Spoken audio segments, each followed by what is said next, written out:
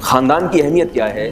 قرآن مجید میں اللہ کا ارشاد ہے هو الذی خلق من الماء بشرا فجعله نسبا وصہرا، فرمایا اللہ وہ ذات ہے جس نے ایک غلیظ اور ناپاک قطرے سے انسان کو بنایا، لیکن عزت اتنی دی ہے کہ اسے ایک نسب والا خاندان دیا جس کو ددیال اور ننیال کہا جاتا ہے، اور جب وہ بلوغت کی دہلیز پہ قدم رکھتا ہے تو ایک سسرال والا خاندان دیا جس کو عربی میں صہر کہتے ہیں، مصاہرہ کہتے ہیں۔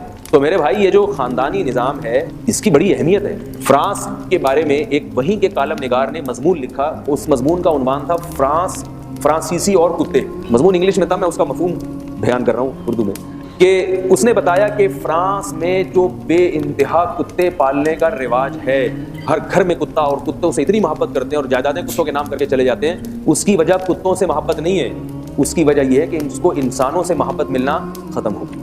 کوئی محبت کرنے والا ہے ہی نہیں، کیوں محبت کرے گا؟ جب خاندانی نظام ہی تباہ و برباد ہو گیا، بھائی بہنوں کا رشتہ ختم ہو گیا، تو محبت کر، جب ماں باپ کو اولڈ ہاؤس میں داخل کیا جا رہا ہے جن سے سب سے زیادہ محبت کی جاتی ہے، تو محبت ان کو کہاں نظر آئی؟ کتوں میں۔ ان کو پتا ہے کتے کو روٹی کھلاؤ تو دم ہلاتا ہے، اپنی اولاد کو روٹی کھلاؤ گے وہ آپ کی فرما برداری نہیں کرے گا، وہ کہے گا آپ کا بنیادی حق تھا مجھے روٹی کھلانا، آپ نے گورنمنٹ کے قانون کی بیس پہ مجھے روٹی کھلائی ہے۔ تو میں صرف آپ سے ایک بات عرض کروں گا کہ بتاؤ یہ ہماری ذمہ داری ہے یا نہیں ہے کہ ہم اس فیملی سسٹم کو بچائیں؟ ذمہ داری ہے یا نہیں ہے؟ تو اب اس کو بچانے کے لیے ہمیں کیا کرنا ہے؟ اس کا آسان جواب یہ ہے کہ انہوں نے تباہ کرنے کے لیے جو کچھ کیا ہے نا، آپ اس کا الٹ کرنا شروع کر دیں تو بچنا شروع ہو جائے گی۔ اب اس کے لیے انہوں نے جو حربے استعمال کیے وہ میں جلدی جلدی بتاتا ہوں، آپ نے اس کے الٹ چلنا ہے بالکل۔ پہلا حربہ انہوں نے استعمال کیا، نکاح کے رواج کو ختم کیا جائے، گرل فرینڈ سسٹم مارکیٹ میں لایا جائے۔ گرل فرینڈ جب ہوتی ہے تو کوئی سالہ ہوتا ہے، کوئی سسر ہوتا ہے، کوئی ساس، کوئی خاندانی نہیں ہوتا، اس کو جب چاہو چھوڑ دو۔ بیوی کو طلاق دینا آسان کام، بولو نا بھائی، 100 دفعہ کانپتا ہے آدمی، سالوں کا خیال آتا ہے، سسر صاحب کا خیال آتا ہے، یار وہ بندہ نہیں چھوڑے گا مجھے۔ ارینج میرج ہوئی ہے، باقاعدہ بھگا کے نہیں لے کر آئے، وہ شادی پہ اتنا خرچہ ہوا تھا وہ ضائع ہو جائے گا، دوبارہ رشتہ ملنے میں مشکلات ہوتی ہیں، لوگ پوچھتے طلاق کیوں دی؟ گرل فرینڈ 100 رکھیں، 100 دفعہ چھوڑیں، کوئی بدنامی نہیں ہے معاشرے میں آپ کی۔ اور عورت کی تو بیچاری کی ایسی کی تیسی ہو جاتی ہے، مرد اس سے اپنی جنسی خواہش پوری کرتا ہے مگر اس کو اس کی قیمت نہیں دیتا، اور بیوی جب گھر میں لاتا ہے تو مرد کے لیے اپنی خواہش پوری جب اس سے کرتا ہے تو اس کی اب بھاری بھرکم معاوضہ دینا پڑتا ہے، اس کو گھر دینا پڑتا ہے، گیس بجلی کا بل دینا پڑتا ہے مرد کو، اس کے بدن سے بچہ پیدا ہوگا تو اس کے سارے خرچے مرد کو اٹھانا پڑتے ہیں، اس کے رشتہ دار جب آئیں گے تو ان کا اکرام کرنا پڑتا ہے، سالوں کو چائے پلانی پڑتی ہے، سالیوں کے ساتھ اچھی طرح سے بات چیت کرنی پڑتی ہے، اور بہت سارے مسائل ہیں۔ عورت کو عزت گرل فرینڈ بننے میں نہیں ملتی، بیوی بننے میں ملتی ہے۔ تو انہوں نے کیا کیا؟ نکاح کے رواج کو ختم کیا، گرل فرینڈ کے کلچر کو فروغ دیا، اور نام اس کو حقوق نسوانیت کا دیا کہ عورت پہ پردے کی پابندی نہیں ہے، عورت جب چاہے مرد سے بے محابہ بات کر سکتی ہے، اور خواتین کو ویکینسیز دی جائیں، جاب دلائی جائے۔ یہ جو مولویوں نے عورتوں کو گھروں میں بند کیا ہوا ہے یہ ظلم ہے، زیادتی ہے۔ تو نام کیا استعمال کیا گیا؟ عورت کے حقوق، مگر برباد کون ہوئی ہے؟ عورت برباد ہو گئی۔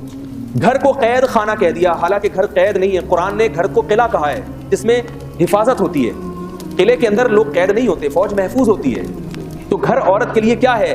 حفاظت کا ایک حصار ہے جہاں وہ محفوظ ہے، تو گھر کو کیا کہہ دیا؟ قید خانہ۔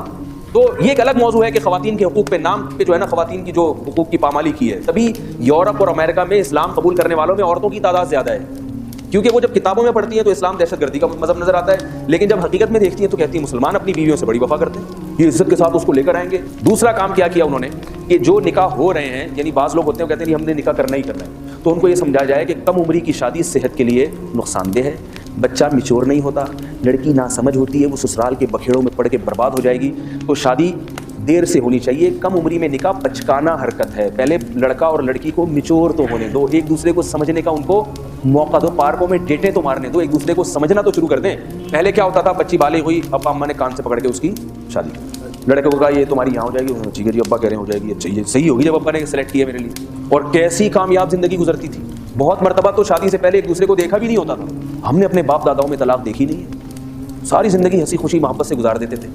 اب ایک دوسرے کو سمجھنے میں 4 سال لگاتے ہیں، ڈیٹے مار رہے ہیں، موبائل پہ گپیں ہو رہی ہیں، 4 سال سمجھتے تو 4 سال تک ایک دوسرے کو سمجھنے کا موقع ملا، پھر بہت اچھی طرح 25-30 خواتین کو سمجھتے ایک پہ دل آیا کہ یہ بالکل میرے حساب سے ہے، اور ابھی رخصتی ہوئی اور اگلے دن سے پھڈے اور جھگڑے شروع، اور 1-8 سال کے بعد طلاق۔